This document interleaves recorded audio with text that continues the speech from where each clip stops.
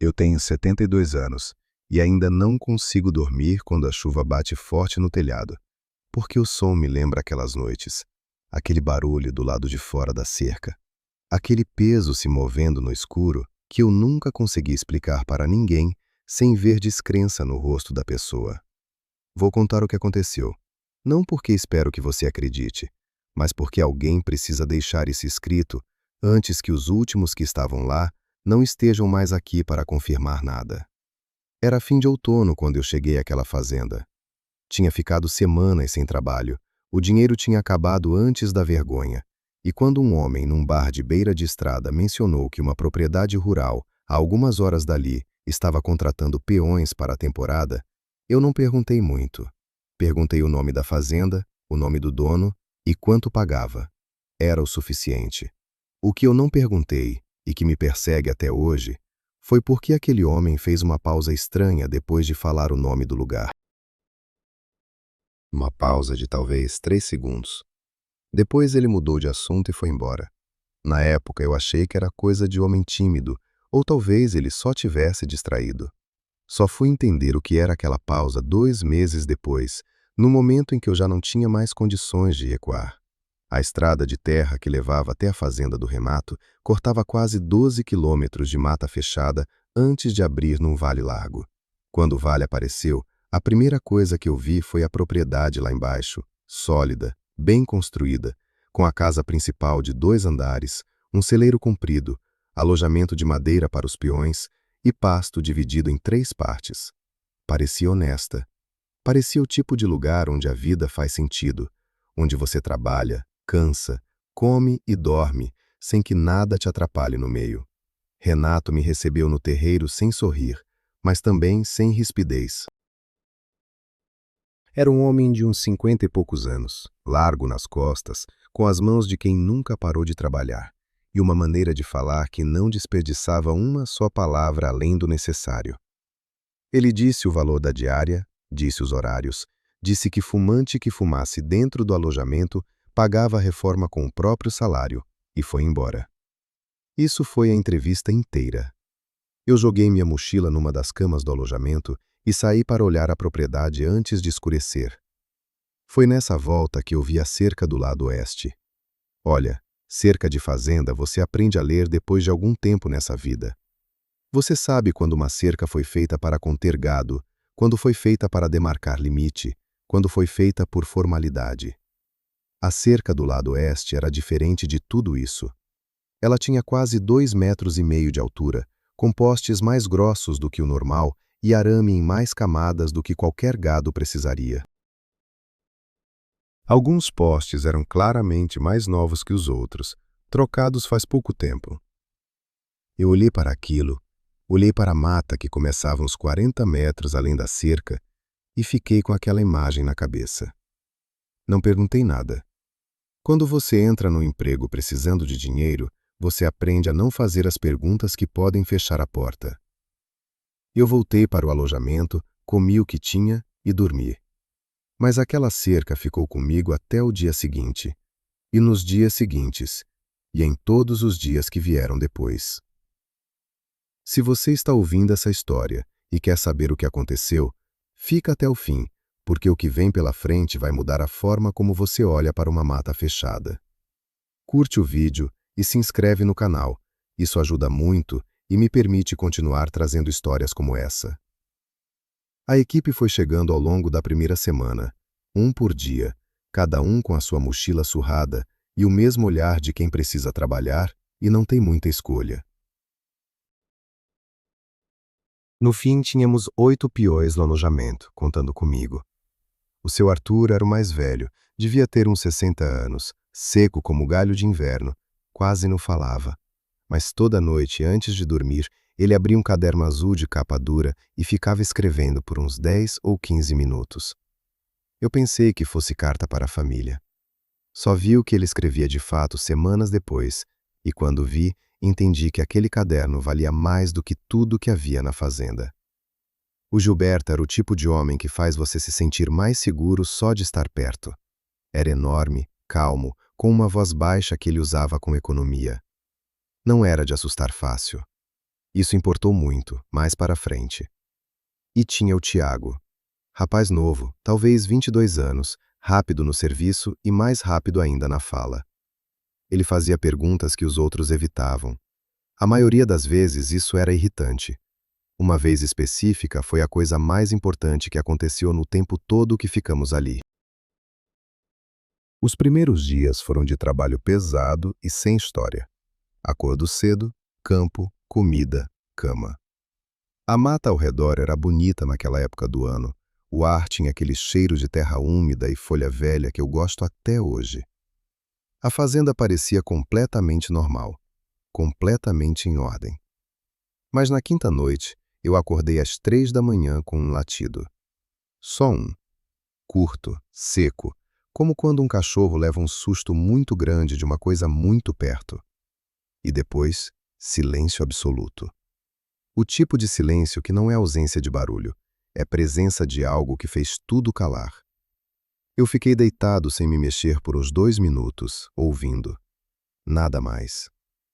Fechei os olhos e tentei dormir de novo, dizendo para mim mesmo que tinha sido sonho, ou o animal passando, ou qualquer coisa com nome e explicação. Mas eu sabia que não tinha dormido quando o latido aconteceu. E sabia que o cachorro do Renato nunca mais latiu depois daquela noite. Porque na manhã seguinte, ele simplesmente não estava mais lá. O Renato olhou para o lugar vazio onde o cachorro costumava dormir e não perguntou nada. Esse silêncio dele me perturbou mais do que qualquer coisa que ele poderia ter dito. Eu estava presente quando o Tiago perguntou pelo animal na hora do café da manhã.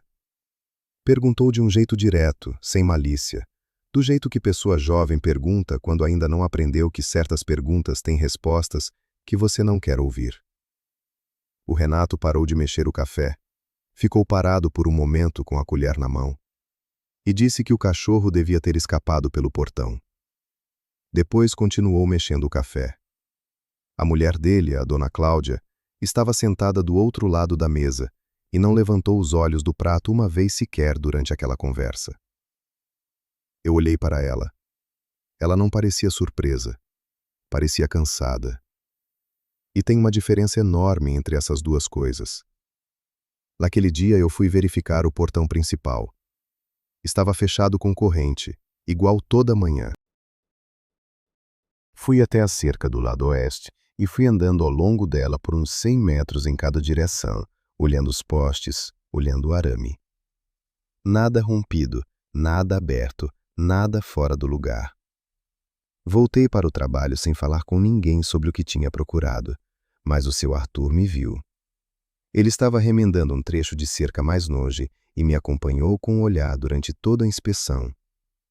Naquela noite ele anotou algo no caderno azul por mais tempo do que o normal. Eu quis perguntar o que era, mas não perguntei. O trabalho continuou. Essa é uma das coisas que eu lembro com estranheza, como a rotina tem um peso enorme sobre a gente mesmo quando alguma coisa está claramente errada. Você acorda, toma café, vai para o campo, trabalha até o corpo doer, volta, come, dorme. O ciclo vai embotando a parte do cérebro que fica fazendo perguntas incômodas. Eu acho que a gente faz isso de propósito, sabe? A gente deixa o cansaço físico abafar o que a mente quer pensar, porque o que a mente quer pensar é grande demais para encarar de frente quando você ainda tem mais 3 horas de serviço pela frente. Foi numa tarde de muito vento, com o céu carregado de nuvens cinzas que não chegavam a virar chuva, que eu ouvi o Tiago falando baixo com o Gilberto perto do celeiro. Eu não ia parar, mas ouvi meu nome e parei. O Tiago estava contando que tinha conversado com um caminhoneiro que parou na estradinha de acesso para pedir direção. O homem tinha entregado cargas na região várias vezes e conhecia o nome da fazenda. E segundo o Tiago, quando ele mencionou que estava trabalhando ali, o caminhoneiro fez uma cara e disse que aquela propriedade tinha histórico de peão que ia embora sem avisar, no meio da temporada, sem buscar o pagamento que tinha por direito. Não uma vez, várias vezes ao longo de anos. O Gilberto ouviu tudo em silêncio, com os braços cruzados e o rosto fechado. Depois disse uma coisa só. Disse que homem não abandona dinheiro que trabalhou para ganhar, a não ser que fique com medo de alguma coisa maior do que o dinheiro. Depois ele descruzou os braços e voltou ao serviço. Eu fiquei parado atrás do celeiro por uns 30 segundos antes de conseguir me mover. Naquela noite eu não consegui dormir direito. Fiquei olhando para o teto de madeira do alojamento, ouvindo os outros respirarem. E minha cabeça foi juntando uma coisa com a outra sem que eu pedisse. A cerca alta demais, os postes novos, o cachorro que sumiu sem rastro, o Renato que não perguntou por ele, a dona Cláudia que não levantou os olhos do prato, os peões que foram embora sem o salário. Cada peça sozinha tinha uma explicação possível. Juntas elas formavam uma figura que eu não queria olhar de frente. Eu me virei de lado e fechei os olhos com força. Mas antes de conseguir apagar o pensamento, uma coisa bateu na minha cabeça com uma clareza que dói. Eu me lembrei da pausa daquele homem no bar, quando eu perguntei o nome da fazenda.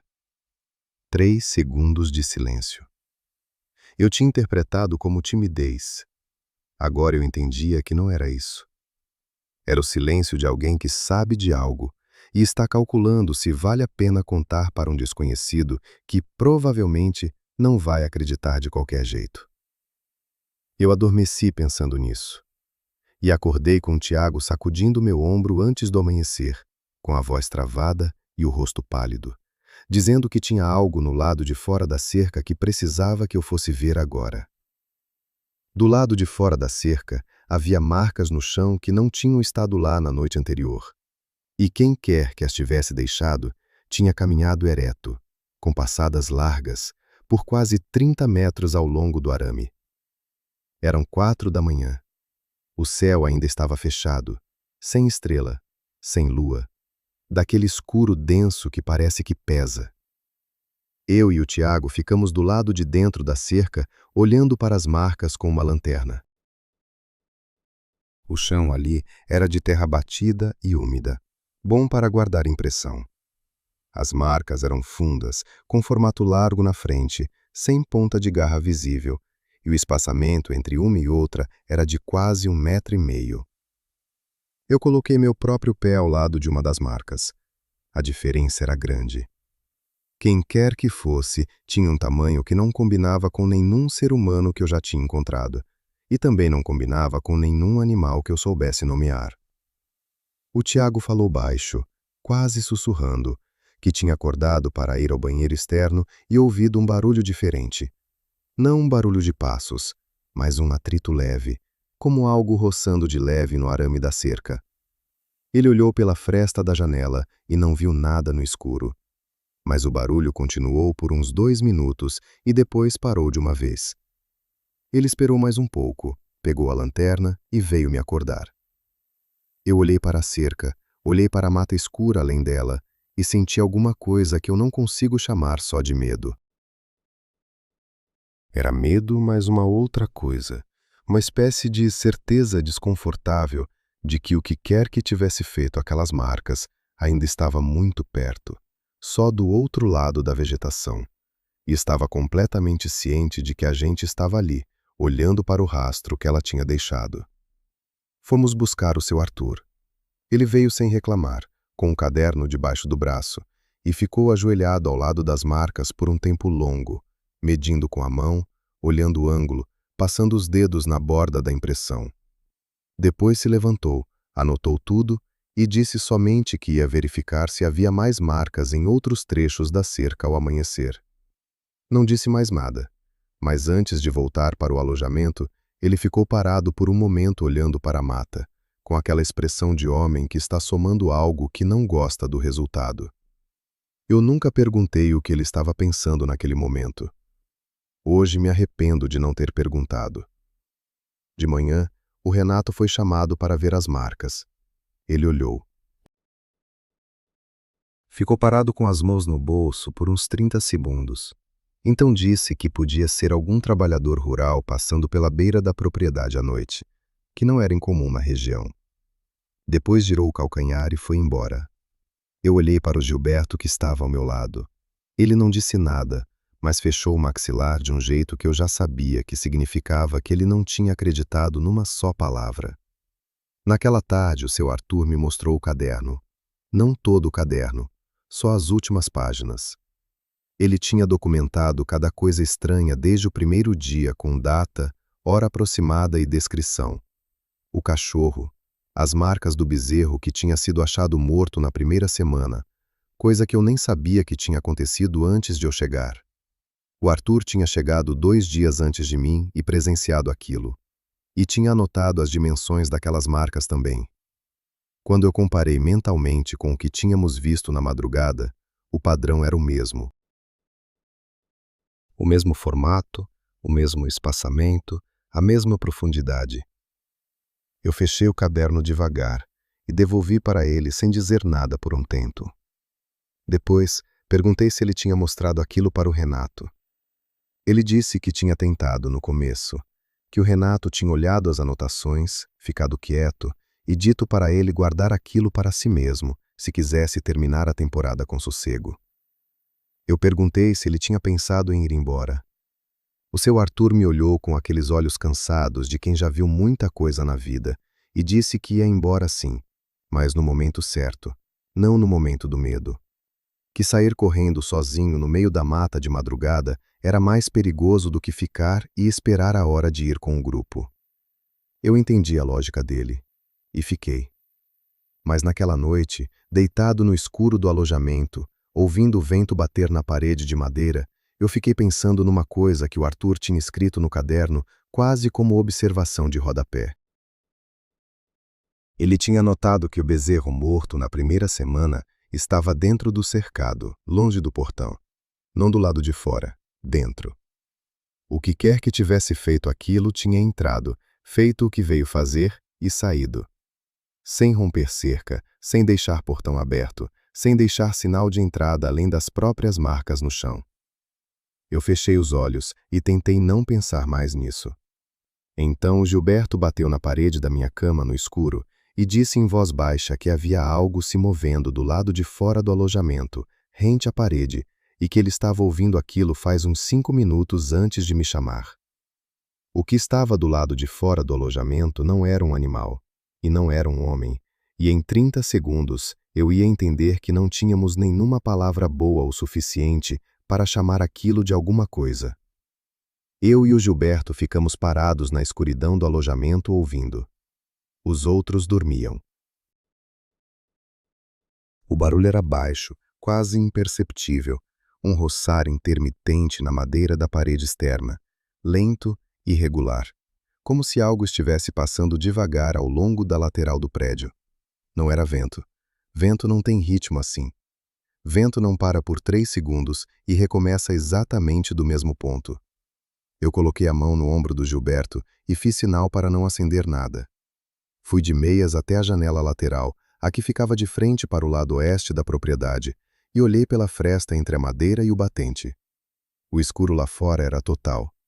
Lua nova naquela semana, sem uma estrela visível por causa das nuvens. Eu não conseguia enxergar absolutamente nada além de sombra sobre sombra. Mas o barulho continuou. Veio chegando devagar ao longo da parede, em direção à janela onde eu estava. Eu me afastei um passo sem fazer ruído. O roçar parou bem na altura da janela. Ficou parado ali por uns 10 segundos que pareceram 10 minutos. E então, bem devagar, foi embora na direção da cerca. Ficamos acordados o resto da noite. Não por escolha. O corpo simplesmente não aceitou dormir. De manhã, antes de qualquer um dos outros acordar, eu e o Gilberto fomos verificar a lateral do alojamento. Na madeira externa havia marcas, não profundas, não destrutivas, mas marcas claras de alguma coisa que tinha passado ali roçando com pressão controlada. Como quem não está tentando entrar, como quem está medindo. Eu olhei para o Gilberto, ele olhou para as marcas, depois olhou para a cerca ao fundo, para a mata além dela, e disse uma coisa só, com a voz de quem está pensando em voz alta sem querer. Disse que aquilo ali não tinha curiosidade de entrar. Tinha interesse em saber quantos éramos e como dormíamos. Eu não respondi, mas aquela frase ficou comigo como espinho. Naquele dia, o Renato chegou no alojamento depois do jantar, com uma caixa de madeira debaixo do braço. Abriu em cima da mesa sem dizer nada. Dentro havia rifles, 3 no total, e munição suficiente para uns dias. Ele colocou tudo ali, fechou a caixa vazia e disse somente que a partir daquela noite teria sempre alguém de vigia do lado de fora do alojamento, das 22 às 4 da manhã, em turnos de 2 horas, sempre 2 homens juntos, nunca um só. Depois foi embora sem responder pergunta nenhuma, porque ninguém teve coragem de perguntar nada. O Tiago tentou, perguntou o que exatamente a gente estava vigiando. O Renato parou na porta, com as costas ainda viradas, e disse que se fosse só para vigiar, ele já teria feito isso há tempo. Que era para a gente não ficar sozinho. Depois saiu. Essa frase eu levei anos para entender completamente. Ele não estava preocupado com o que as criaturas fariam se entrassem. Estava preocupado com o que algum de nós faria se ficasse sozinho com o medo por tempo demais. Porque medo isolado em pessoa isolada vira decisão ruim. E decisão ruim naquela propriedade podia custar muito mais do que o emprego. Na primeira noite de vigia, eu fui escalado com o seu Arthur, no turno das 00h às 2 da manhã.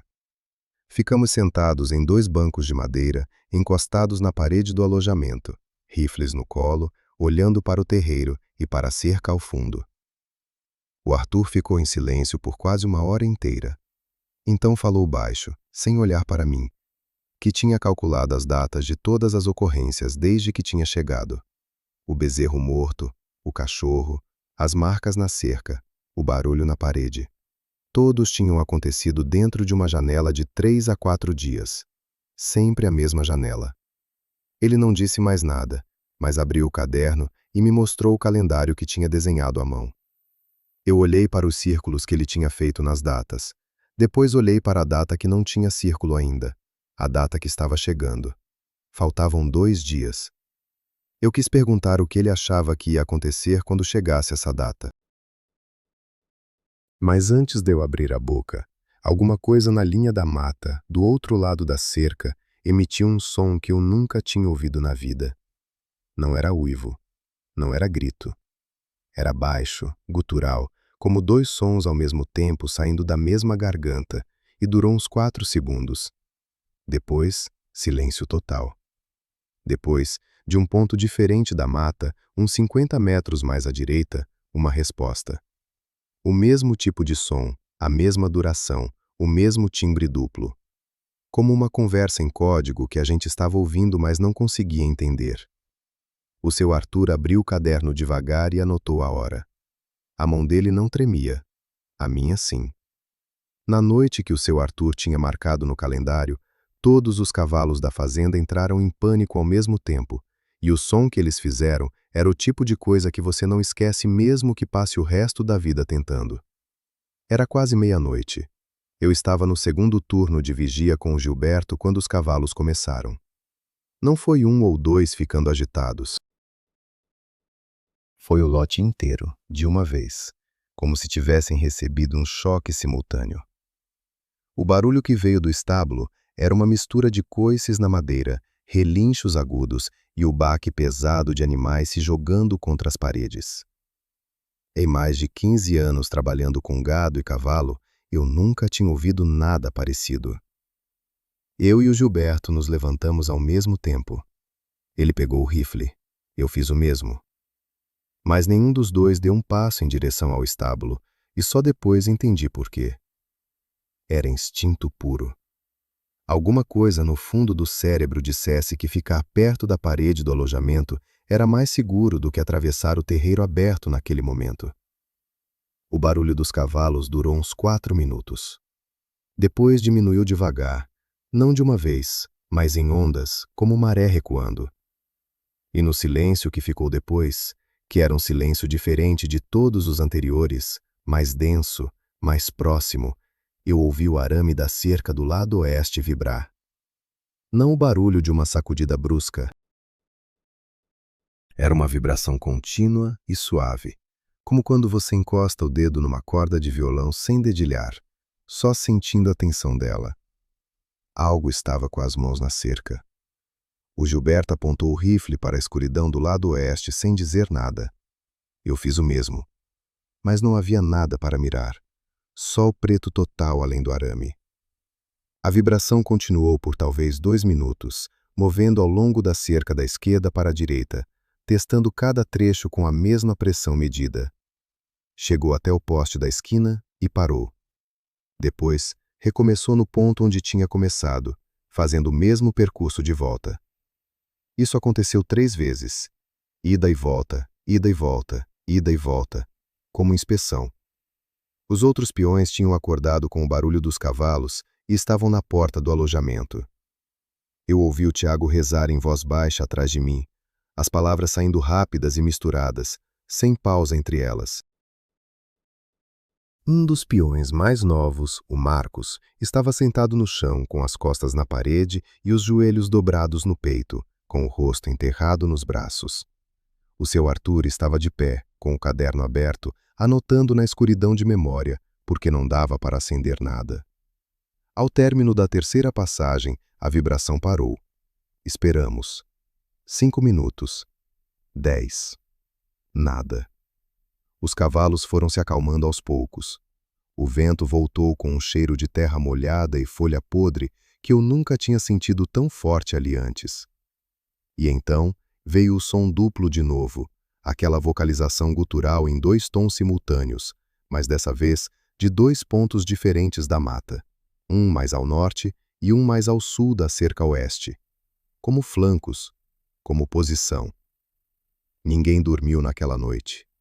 Ficamos todos acordados dentro do alojamento com os rifles na mão e as lanternas apagadas até o amanhecer. Quando a luz começou a entrar pelas frestas da madeira, o alívio que eu senti foi tão físico que doeu, como um músculo que desaperta depois de horas contraído. De manhã cedo, o Tiago foi o primeiro a falar. Disse que tinha percebido alguma coisa e queria mostrar para todo mundo. Foi até o calendário que estava na parede do alojamento, um calendário simples de fazenda com os dias marcados em quadradinhos, e começou a apontar as datas com o dedo. O bezerro morto, o cachorro sumido, as marcas na cerca, o barulho na parede, a noite dos cavalos. Cada ocorrência tinha uma data, e cada data caía num período específico do mês. Lua nova, disse o Tiago. Todas na lua nova. Eu olhei para o seu Arthur, que estava de pé encostado na parede. Ele fez um movimento leve com a cabeça que podia ser confirmação ou podia ser só cansaço. Mas eu sabia que ele já tinha chegado lá antes do Tiago. Tinha chegado lá faz dias, sozinho, e tinha guardado para si enquanto calculava o que fazer com essa informação. O Tiago continuou. Disse que todo mundo sabia que a lua cheia era a noite dos perigos nas histórias antigas, mas que aquilo ali funcionava ao contrário. A lua nova era o escuro total, a noite em que você não enxerga nada sem lanterna. E coisa que usa a escuridão como cobertura não precisa de lua cheia para agir. Ela precisa que a lua suma. Ela precisa que você fique cego. A lógica era simples demais para um rapaz de 20 e poucos anos que nunca tinha estudado nada sobre o assunto. Mas era exatamente por isso que ela bateu com tanta força. Porque às vezes a pessoa que enxerga mais longe é justamente a que não carrega nenhuma explicação pronta na cabeça. Eu olhei para a janela do alojamento, para o terreiro iluminado pela manhã, para a cerca ao fundo, para a linha da mata além dela. Tudo parecia normal à luz do dia. Tudo sempre parecia normal à luz do dia. E a próxima lua nova estava a menos de um mês. Foi quando Renata entrou no alojamento com uma expressão que eu nunca tinha visto nele e disse que precisava contar uma coisa que devia ter contado desde o começo. O Renato tinha comprado a fazenda sabendo que havia algo errado com ela e tinha contratado a gente sem dizer uma palavra sobre isso. Ele ficou de pé no meio do alojamento com o chapéu na mão, que era um gesto que eu nunca tinha visto nele antes, e começou a falar devagar, como quem destrava uma coisa que ficou fechada por tempo demais.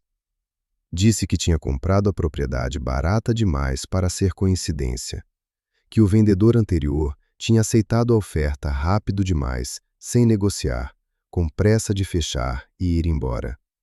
Que ele tinha perguntado por que o preço estava tão abaixo do valor e o homem tinha dito que era dívida, que precisava de dinheiro logo. Renato tinha acreditado porque queria acreditar, porque a terra era boa, o pasto era bom, a estrutura estava de pé e ele tinha uma família para sustentar e um sonho de propriedade própria que esperava faz anos. O primeiro sinal veio no final do primeiro inverno que ele passou ali, antes de qualquer peão, antes de qualquer temporada de trabalho. Algo tinha arrastado 2 ovelhas que ele tinha para consumo próprio de dentro do cercado, sem deixar rastro de sangue, sem romper nada. Ele tinha contado para Cláudia e ela tinha dito para contratar peões logo, para não ficar só com a família no lugar. Ela já tinha sentido que havia algo errado com aquela mata. Disse que a mata ali não tinha barulho de pássaro à noite, o que era verdade. Eu tinha notado isso e nunca tinha parado para nomear. Depois Renato contou dos peões anteriores. Não era rumor, como o caminhoneiro tinha dito para o Tiago. Era fato. 3 equipes em 4 anos. A primeira tinha durado uma temporada inteira, mas saído em silêncio no fim, sem dar motivo. A segunda tinha ido embora no meio da temporada. 2 homens de uma vez, sem avisar, deixando pertence para trás. A terceira tinha durado menos de um mês. Um dos homens dessa terceira equipe, um peão mais velho chamado Dirceu, tinha voltado 3 semanas depois de ir embora para pegar uma faca que tinha esquecido. Renato disse que o homem estava diferente, com um olhar apagado, e que quando Renato perguntou o que tinha acontecido para ele ir embora assim, o Dirceu ficou quieto por um momento e então disse somente que havia coisas naquela mata que não tinham nome ainda, e que era melhor que continuassem sem nome. O alojamento ficou em silêncio depois que o Renato terminou de falar. Um silêncio pesado, do tipo que você sente no peito. O Tiago foi o primeiro a falar. Perguntou por que o Renato não tinha avisado a gente antes de contratar. Renato não desviou o olhar. Disse que se tivesse avisado, ninguém teria vindo, e que sozinho, com a família, numa propriedade desse tamanho, as chances de passar a temporada seriam menores ainda. Eu entendi a lógica. Não gostei dela, mas entendi. Às vezes as pessoas fazem escolhas erradas pelos motivos mais humanos possíveis, e isso não as torna monstros, só as torna gente. Naquele fim de tarde, o seu Arthur foi até a cidade sozinho. Disse que precisava de mantimentos e de tempo quieto para pensar. Voltou perto da hora do jantar mais calado do que quando foi, o que era muito difícil de conseguir no caso dele. Só depois do jantar, quando os outros já estavam se preparando para o turno de vigia, ele me chamou para um canto e me mostrou o que tinha anotado. Tinha entrado numa venda no centro da cidade e o dono, um senhor de uns 70 anos que estava sozinho atendendo, reconheceu o nome da fazenda imediatamente quando o Arthur mencionou. Não com curiosidade, com um reconhecimento pesado, do tipo que vem de memória antiga. O velho tinha dito que aquela terra ali no vale sempre teve história. Não história de assombração de novela, mas história séria, de gente que construiu e abandonou, de gente que ficou e sumiu. Tinha falado de relatos de décadas atrás, antes mesmo de qualquer fazenda naquele local, de tropeiros que evitavam passar pela beira daquele vale depois do escurecer, porque os animais se recusavam a entrar na estrada que cortava a mata ali. O velho tinha dito uma coisa que o Arthur escreveu com aspas no caderno, coisa rara para ele, que normalmente só resumia. A frase era essa: tem coisa naquele fundo de mata que chegou antes de todo mundo e que não vai embora porque não tem para onde ir. É o lugar dela. Eu li aquilo 2 vezes. Depois fiquei olhando para a janela do alojamento, para a cerca ao fundo, para a mata além da cerca. E pela primeira vez desde que tinha chegado ali, o que eu senti não foi medo de ser atacado, foi algo pior.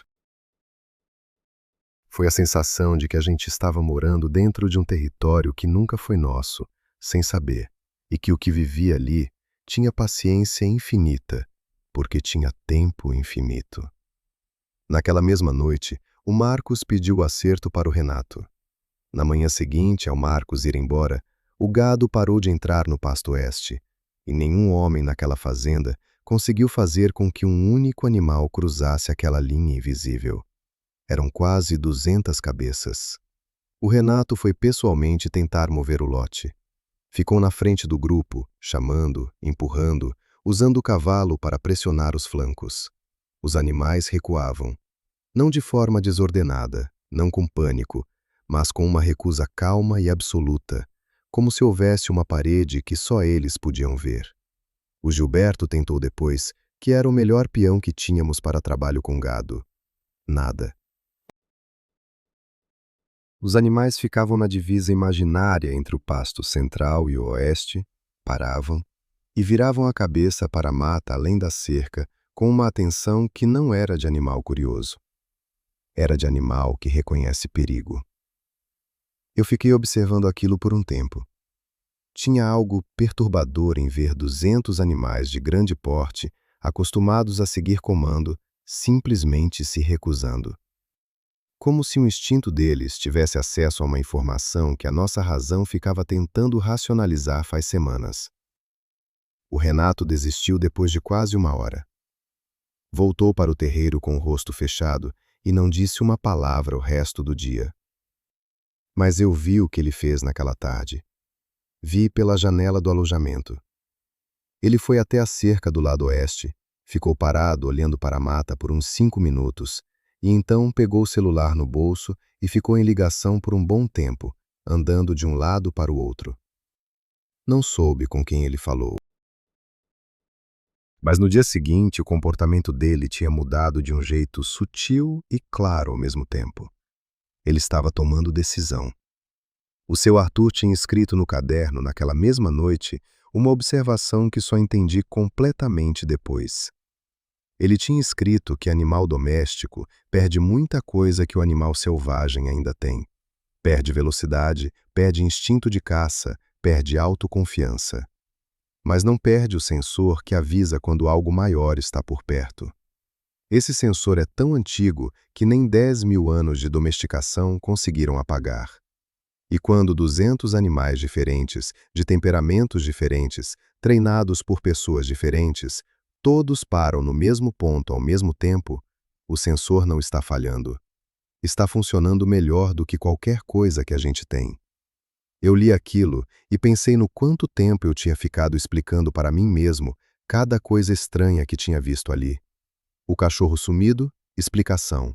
As marcas, explicação. Os sons, explicação. A gente tem um talento impressionante para criar histórias que tornam o inaceitável aceitável, só para poder continuar dormindo. Os animais não tinham esse talento, e por isso eles sabiam de um jeito que a gente ainda estava tentando aprender. 3 dias depois, o Gilberto me acordou antes do amanhecer com uma expressão que eu nunca tinha visto nele, que era exatamente a expressão de homem que tomou uma decisão que não quer tomar, mas não tem mais como adiar. Ele disse que ia embora naquele dia, que tinha ficado porque achava que ficar em grupo era mais seguro do que sair sozinho, e continuava achando isso, mas que o grupo estava diminuindo de qualquer jeito e que era melhor ir enquanto ainda havia luz suficiente para caminhar até a estrada com dignidade. Eu quis dizer alguma coisa que o fizesse ficar, mas não consegui pensar numa razão honesta. Então não disse nada, e ele entendeu que eu entendia. O Gilberto pegou o acerto com o Renato logo cedo, jogou a mochila no ombro e foi embora a pé pela estrada de terra sem olhar para trás. Eu fiquei na porta do alojamento vendo ele sumir na curva. O Tiago ficou do meu lado. Nenhum dos dois falou. Naquela tarde, 2 peões que eu mal tinha aprendido o nome, o Rogério e o Fábio, fizeram o mesmo. Foram sem avisar, sem pedir o acerto, simplesmente não estavam mais lá na hora do jantar. As camas deles estavam arrumadas, os pertences encostados na parede com cuidado excessivo, como se tivessem caprichado na organização para compensar o sumiço. Esse detalhe me incomodou mais do que qualquer coisa. Homem que vai embora com medo normalmente deixa tudo bagunçado. Homem que arruma a cama antes de fugir está tentando dizer alguma coisa que não sabe colocar em palavras. Sobramos 5. Eu, o Tiago, o seu Arthur, um peão quieto chamado Benedito que estava ali desde o começo e que eu nunca tinha ouvido falar mais de 10 palavras seguidas, e o Renato. A dona Cláudia e o filho deles, o Daniel, um menino de uns 12 anos, estavam na casa principal. O alojamento parecia grande demais para 5 pessoas. Os espaços vazios das camas que tinham ficado livres pesavam de um jeito físico, sabe? Como quando você entra num cômodo e sente que tem menos ar do que devia ter. Naquela noite, sentado na minha cama no escuro, eu percebi que estava num raciocínio circular faz dias. Tinha medo de ficar, mas tinha mais medo de sair sozinho pela estrada no escuro. Ficava esperando alguém tomar a decisão por todos, e cada pessoa que ia embora diminuía o grupo que me fazia sentir seguro para ficar, o que devia me empurrar para sair, mas na prática me deixava mais paralisado ainda. Foi quando o Tiago chegou perto da minha cama no escuro e disse em voz baixa que o Renato queria falar com todos os que restavam na casa principal, agora, naquela hora da noite. A casa principal por dentro era diferente do que eu tinha imaginado durante todas as semanas que fiquei no alojamento. E essa diferença me disse mais sobre a vida do Renato e da Cláudia do que qualquer conversa teria dito. Era uma casa de gente que tinha chegado com esperança. Tinha quadro na parede, tinha planta em vaso na janela, tinha uma mesa grande de madeira no centro da sala que foi feita para receber visita. Mas tudo estava com aquela camada fina de cansaço que as coisas acumulam quando a esperança vai embora e o objeto fica. As plantas estavam ressecadas. O quadro estava levemente torto e ninguém tinha endireitado. A mesa grande estava com só 4 cadeiras ao redor, as outras empilhadas no canto, como se ninguém mais esperasse que fossem ser usadas. O Renato estava sentado na cabeceira. A Cláudia estava de pé perto da janela com os braços cruzados. O Daniel, o filho deles, não estava na sala. E eu fiquei aliviado com isso sem saber bem por quê. Renato não enrolou. Disse que ia transferir o gado para a propriedade de um vizinho que ficava a uns 12 quilômetros dali, que tinha acertado isso na ligação de dias atrás. Que ia levar a família para a cidade e passar a temporada fora. Que quem quisesse podia ir junto com o grupo até a outra propriedade e de lá seguir o próprio caminho, que ele pagaria o que devia a cada um antes de sair. Que a saída seria no amanhecer de 2 dias. Ele não chamou de fuga, chamou de precaução de temporada, com a voz firme de homem que escolheu as palavras antes de sentar à mesa. Mas todo mundo na sala sabia o que era. E ninguém o contradisse, porque ninguém queria a responsabilidade de propor que ficassem. Eu olhei para a Cláudia durante a fala do Renato. Ela não olhou para ele uma vez sequer. Ficou com o olhar na janela, para o escuro do lado de fora, e tinha no rosto dela uma expressão que eu aprendi a reconhecer naquelas semanas. Era o rosto de quem está segurando algo pesado há tempo demais e finalmente vai pousar. Não era alívio ainda. Era o instante antes do alívio, quando você ainda não pousou, mas já sabe que vai. Ela tinha esperado por aquela decisão. Provavelmente tinha pedido por ela em voz baixa durante meses, sem que o Renato conseguisse ouvir. Porque às vezes, o orgulho de um homem em relação à própria terra é mais alto do que qualquer cerca. Voltamos para o alojamento sem falar muito. O Tiago perguntou se eu achava que iam conseguir sair sem problema. Eu disse que sim, com mais convicção do que sentia, porque era o que precisava ser dito naquele momento. O seu Arthur não falou nada. Abriu o caderno e ficou escrevendo por muito tempo antes de dormir. O dia seguinte foi de preparação silenciosa. Renato organizou o que ia levar. A Cláudia fez as malas com o Daniel. A gente amarrou o que era necessário para mover o gado em grupo longo. Era trabalho normal de fazenda, feito num clima que não era normal em nada. Cada um na sua tarefa, sem conversa além do necessário, com aquela tensão de véspera que não tem nome, mas todo mundo reconhece. E então veio a última noite. Eu não sei como descrever aquela noite de um jeito que faça jus ao que foi. Vou tentar. A atividade do lado de fora começou mais cedo do que nunca, antes das 10 da noite, enquanto ainda havia algum movimento na propriedade. Mas desta vez era diferente de todas as anteriores. Não era teste de cerca, não era inspeção, era passagem. Algo, ou mais de um algo, começou a caminhar ao longo do perímetro oeste de um extremo ao outro. 200 metros de ida, 200 metros de volta. Passos regulares, espaçados, com o peso certo para dobrar levemente a vegetação rasteira do lado de fora, sem fazer barulho brusco. Só aquele roçar ritmado, aquela presença medida, indo e vindo, por horas. Não era a mesma coisa das noites anteriores, porque nas noites anteriores havia uma qualidade de busca no movimento. Essa noite não tinha busca.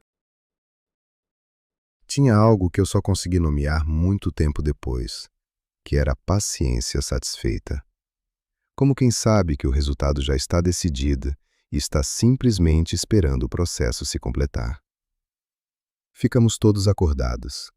Ninguém propôs tentar dormir. A dona Cláudia e o Daniel estavam na casa principal com a porta trancada, e eu sabia que ela estava acordada também porque a luz do quarto dela ficou acesa a noite toda, visível pela janela daquela direção.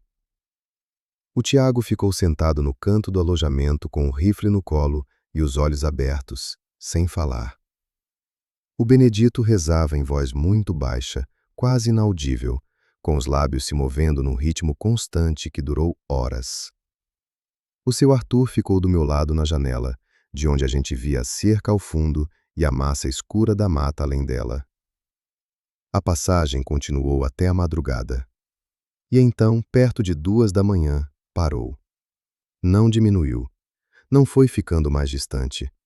Parou de uma vez, como se alguém tivesse desligado um som. O silêncio que veio depois era do tipo que preenche o espaço de um jeito físico, sabe? Como água num copo. Os cavalos, que tinham ficado inquietos a noite toda com relinchos baixos e batidas nos boxes, ficaram quietos em menos de 5 minutos. Um por um, como velas sendo apagadas. Eu segurei o rifle com as 2 mãos e olhei para o seu Arthur. Ele estava olhando para o relógio de pulso. Anotou a hora no caderno. Depois fechou o caderno devagar e disse, mais para si mesmo do que para mim, que era hora de dormir um pouco antes do amanhecer. Eu fechei os olhos. E pela primeira vez em semanas, consegui.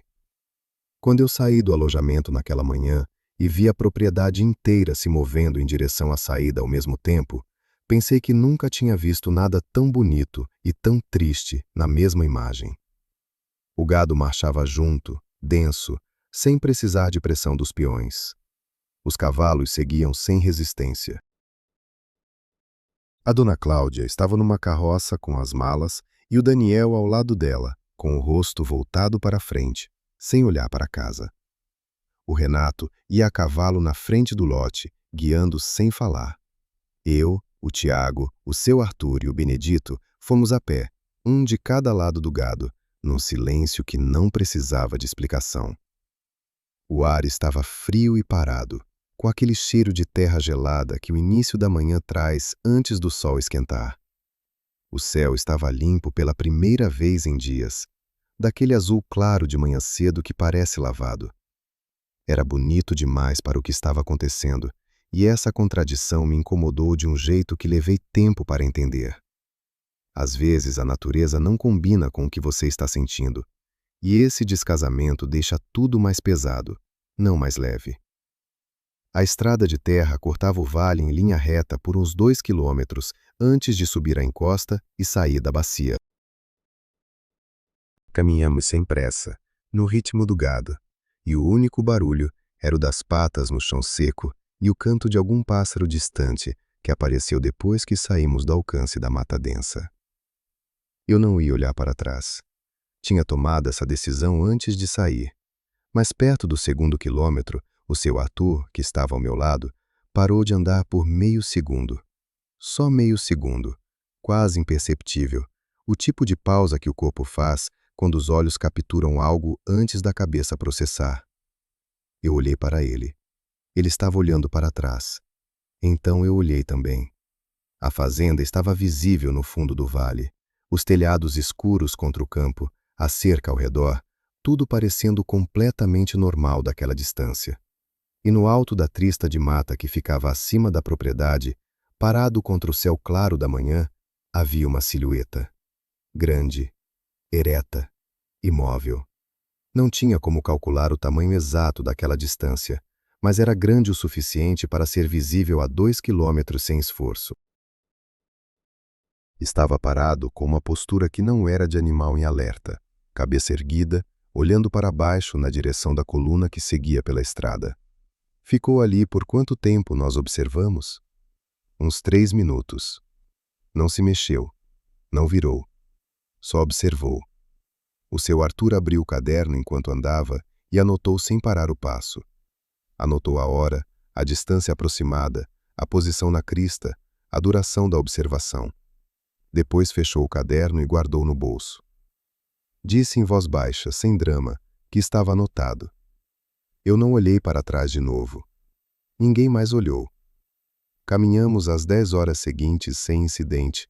Chegamos à propriedade vizinha no fim da tarde, entregamos o gado, dormimos num celeiro que cheirava a feno velho e madeira úmida, e pela primeira vez em meses eu dormi de verdade, sem acordar no meio, sem ouvir nada que não fosse vento.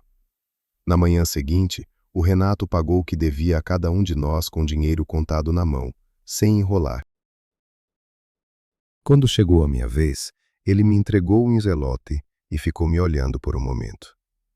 Não pediu desculpa. Acho que não tinha palavra certa para o que ele teria que pedir desculpa. Mas teve um aceno de cabeça que eu entendi como reconhecimento, que é diferente de desculpa e às vezes é mais honesto. Eu acenei de volta. Depois fui embora. Eu tenho 72 anos agora. Escrevo isso com a mão que treme um pouco mais do que eu gostaria, sentado numa cadeira perto da janela de uma cidade que fica longe de qualquer vale cercado de mata fechada.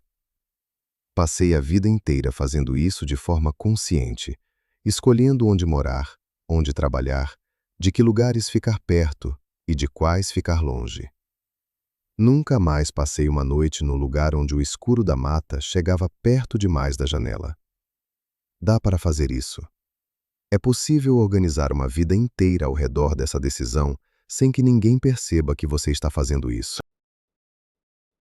O seu Arthur morreu alguns anos depois daquele inverno e me deixou o caderno azul de capa dura. Está aqui comigo agora, na gaveta da mesa.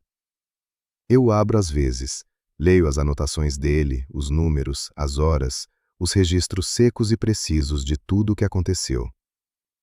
A letra dele era pequena e inclinada, muito organizada.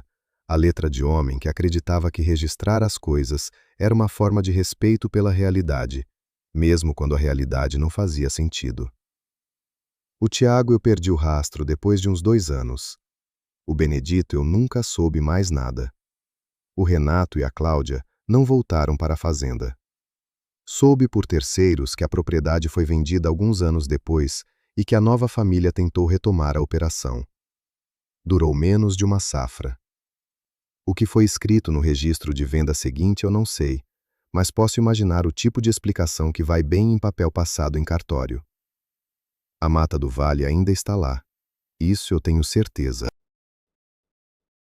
E aqui está o que eu aprendi, com 72 anos e um caderno azul na gaveta. A gente passa a vida construindo cercas, assinando documentos, colocando nome em pedaço de chão como se nome fosse posse. Mas tem lugar que já era ocupado antes de qualquer cerca existir, antes de qualquer palavra de qualquer língua humana existir para descrever o que morava ali. E essa ocupação não consta em nenhum registro, não tem advogado, não tem papel assinado.